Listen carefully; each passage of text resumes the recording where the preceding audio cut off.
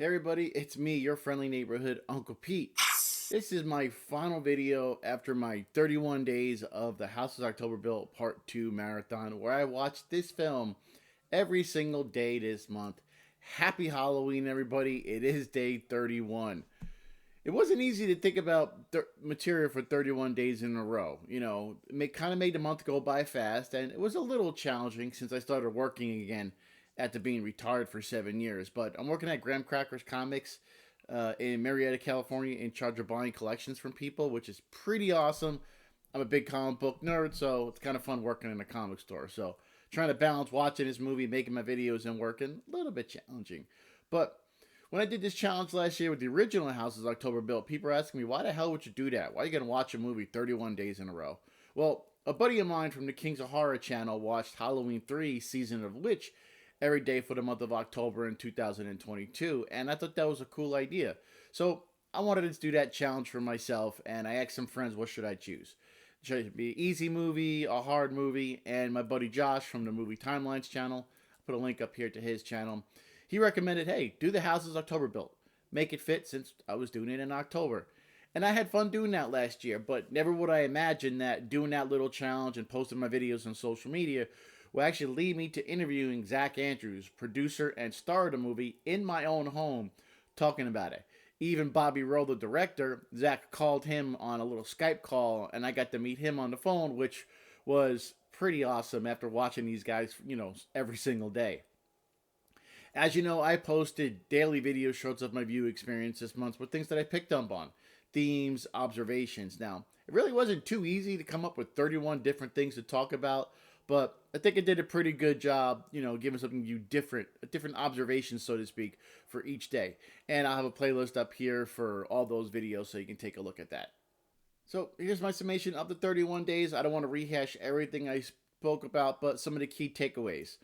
Love the beginning of the film where there's a quote saying, times have not become more violent, they just become more televised. Very, very true, especially even now in 2024, heading into 2025, as big as social media is. Times haven't become more violent, they probably just become more televised. I like movies that are really thought provoking. I love the drone shots in this movie. Like technology is, increased over the years, especially over the still water at the beginning with that blue hue. It's just a beautiful, beautiful shot. And speaking of blue, I love the use of the color blue in this film with the blue skeleton. Every time they're surveying this group of friends, the screen kind of has a blue hue to it. So their use of blue is very much, prevalent in this film. And I talked about in my daily videos what blue can mean, signifying like the ambiguity of fear, not knowing. And yeah, it really fits well. That's what I like about these two movies is all these puzzle pieces fit so well together. It's very intricate, but it fits so well. Nothing's really left hanging. Everything you see kind of means something. Also, this group of friends is probably changed forever. I don't know if there is a third installment. When I interviewed Zach, he did say there was more story to tell. I don't know if they'd be able to get Brandy back from the way that number two ended. Her revenge on them.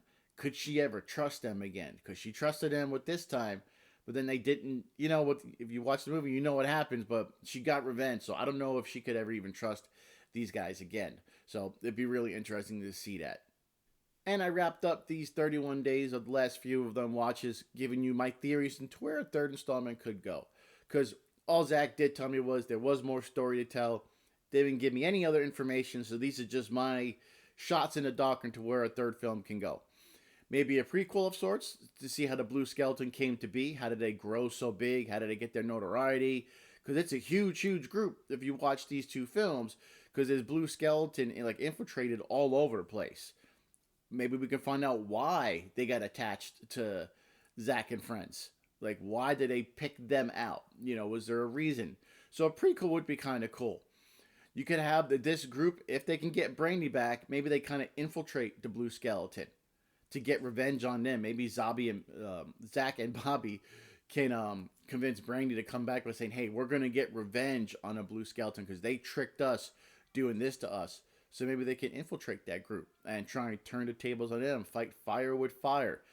That'd be really fun and interesting as well. But I think one of my favorite theories is maybe the group can glow global. if they can get Brandy back again.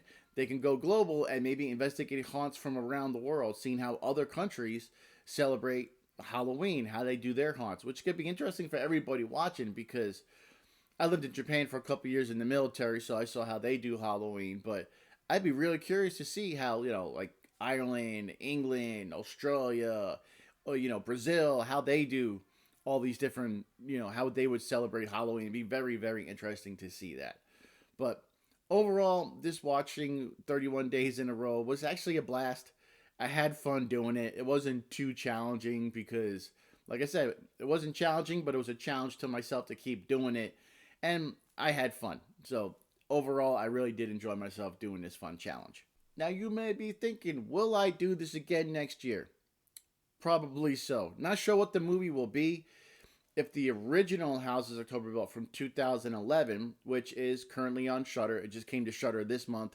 If that's still on Shudder and I can get a copy of it, I can do that one as well because that's the one that kind of set the stage for 2014's Houses of October Built and obviously the sequel that I just finished up watching.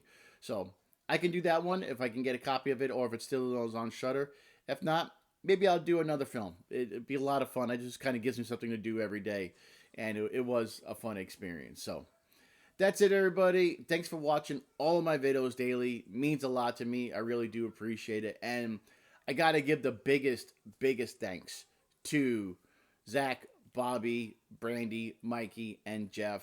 I've watched both of their movies 60 plus times in the last 2 years. Kind of feel like I know them really well. Zach came to my home to do an interview, which is amazing.